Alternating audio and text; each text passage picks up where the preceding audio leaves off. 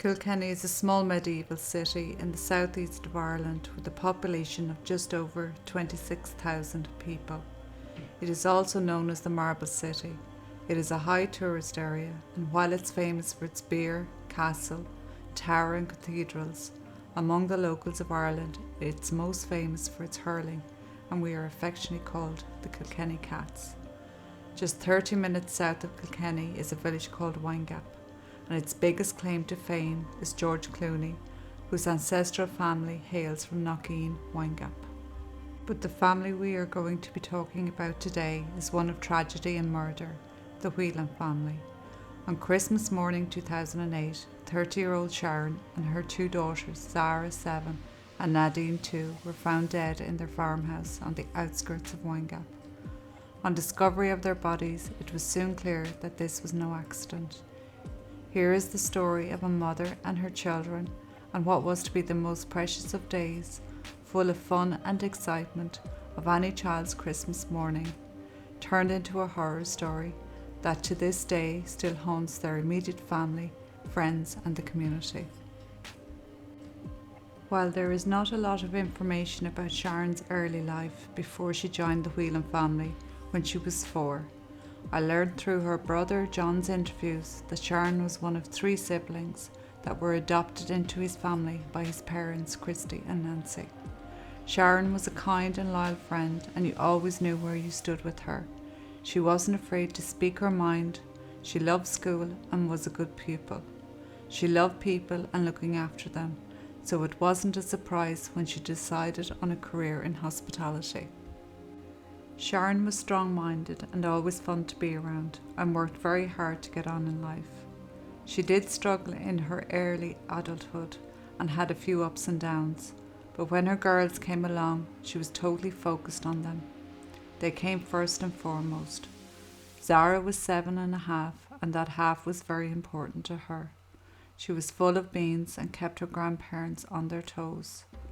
Christy, her grandfather, collected her every morning before school, and when there was a hurling or football match to get ready for, Zara was there to help lay the flags on the sidelines of the pitch. They had long walks and would chat until the cows came home. She was well advanced in her years, and no subject she didn't have an opinion on. Her nanny did her hair every morning before school, and she once stated that Grandad was her taxi driver and Nanny was her hairdresser. She was an absolute dote. Nadia was just 2.5 years old, and her personality was just coming into play. She had just been diagnosed with a form of autism, and Sharon was taking steps to get the help she needed.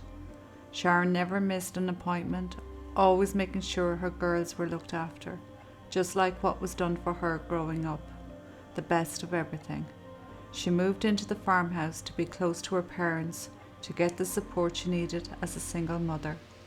Her parents were on hand at every turn, and so she was never without help. It was new beginnings for her and the girls, and life was coming together for her. Sharon was a big fan of Christmas, and in 2008 it was no different.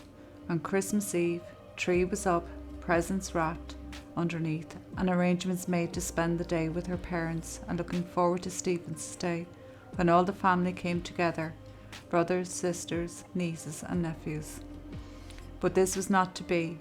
Unknown to Sharon and the girls, on that Christmas Eve night Sharon would tuck them in and kiss them goodnight for the last time. A murderer would visit them and not Santa. Earlier that day she spoke to her mother on the phone and was all excited to tell her that she got everything she wanted for the girls, and whispered, "I even got all my bills paid, and I even have a little money left over." Her mum was so proud of her. They discussed their arrangements for the next day and said their goodbyes. On a side note, if anyone knows an Irish mammy's goodbye, it usually consists of half the duration of the call. When the children were put to bed that night and were sound asleep, Sharon rang her dad to tell him the coast was clear and to bring down Zara and Nadia's Santa presents, which she was keeping safe in his house. Her dad drove to the house at around 11 p.m, parking a distance away so as not to wake the girls. Sharon greeted her dad in the yard and the Santa presents were handed over. He said his goodbyes and would see her and the girls in the morning to collect them for Mass. Sharon went back inside, locked her door, put the presents under the tree and settled in for the night. This same night, a man was having a different kind of night. He worked that day and went drinking with his friends in the city of Kilkenny, later returning to his local pub in Windgap to continue his day of binge drinking. As the night drew to a close, he announced to his friends, "I'm off to get a shag." This man took the 20-minute walk down a long, dark, lonely road to Sharon's house, where he knew a vulnerable woman and her 2 children lived. He had plenty of time to change his mind and go home, but he didn't. As he approached the house at around 1:30 a.m, it was in darkness. He broke into the house and attacked Sharon in the living room. He forced himself on Sharon and strangled her while her little girls slept in the back bedroom. He dragged her lifeless body into where the girls slept and put a blanket over her.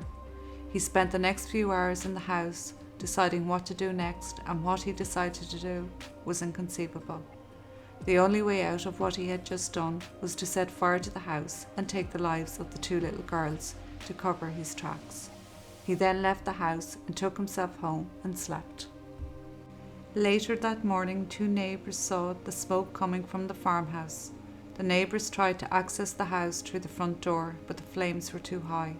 So they ran to the back of the house and through a rear window took the girls out. But they were too late.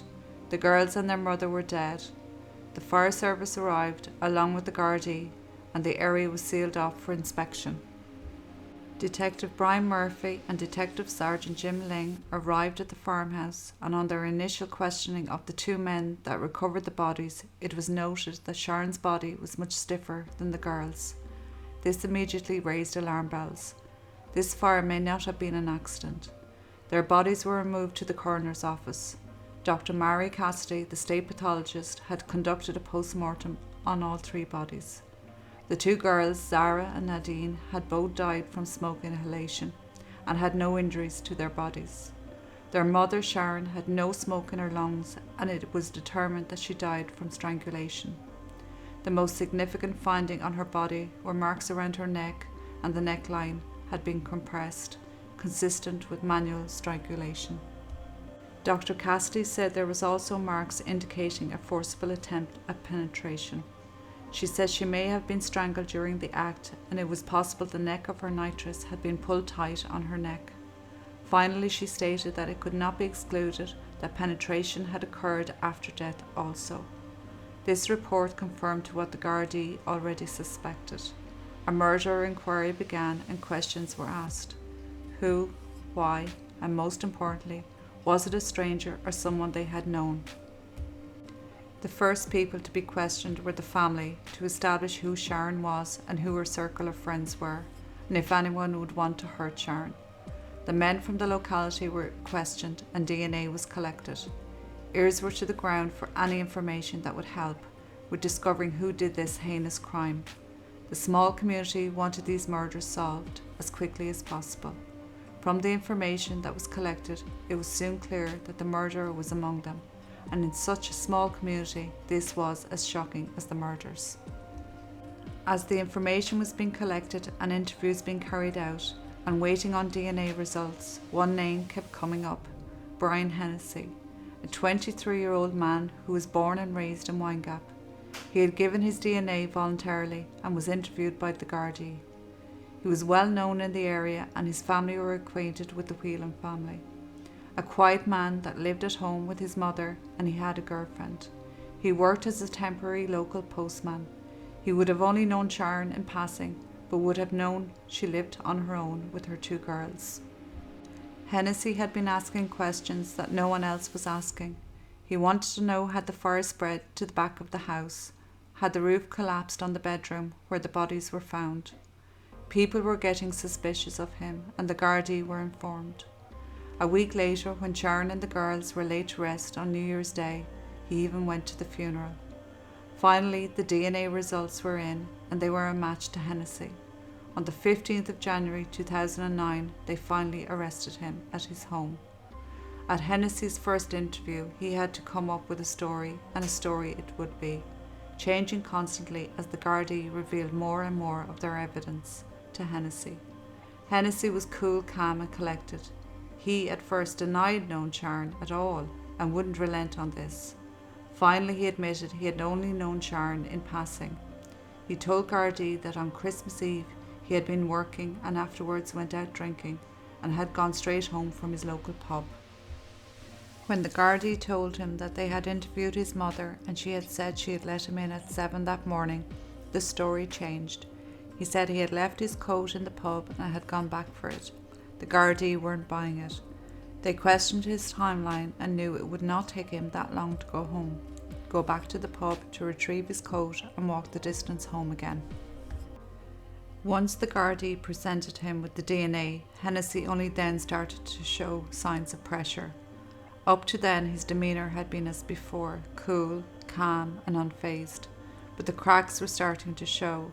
Finally he admitted that he had been to the house that night and that Sharon had invited him up. He said that they had consensual intercourse but that he didn't kill her.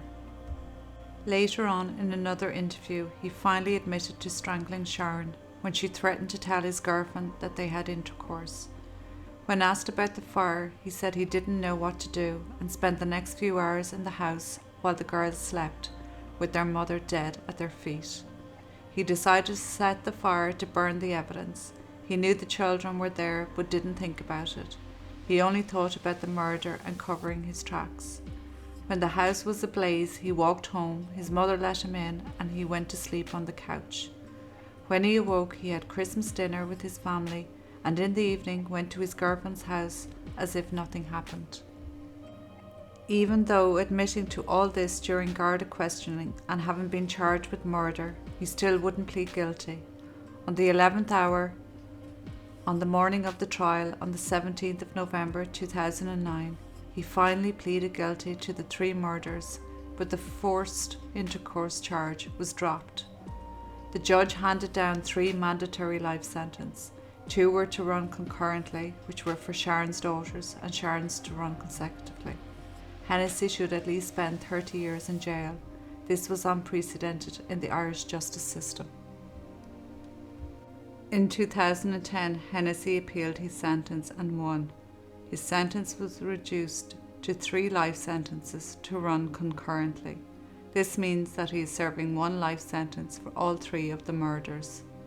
After the success of the appeal, the Whelan family would be entering into a new fight, a fight against the Irish justice system to keep Hennessy in prison. According to Irish law, the life sentence is referred to the offender's life, and because he has only 1 life, then only 1 life sentence can be handed down, no matter how many lives that person takes. Politicians are the lawmakers of our country, and our judges are not allowed for discretion when it comes to sentencing. Their hands are tied. So when Hennessy appealed his sentence, it reverted back to Irish law and he was successful. Also at the time, an offender could apply for parole after 7 years. So Hennessy had his parole hearing after the 7 years and was denied a year and a half later. The families of the victims could not attend the hearing but could write a letter stating why Hennessy should not be released. They discovered that this letter would be sent to Hennessy prior to the hearing. This again caused terrible anguish to the Whelan family. In August 2019, a new bill was passed, changing the application for parole from 7 years to 12 years.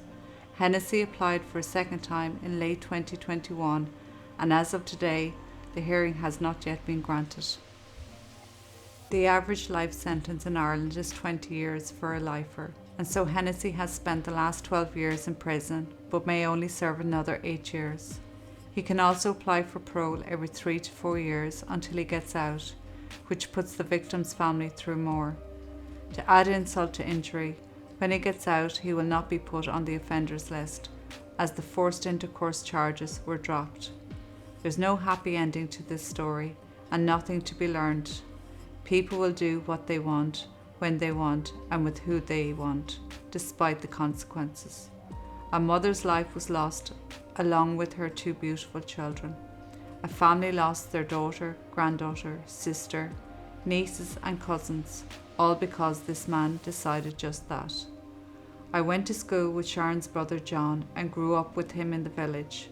I remember Sharon and her siblings Linda and David coming to live in the village as children, with their beautiful faces, snow white hair, and I can really say they were like three little angels, and they were so loved by their new family.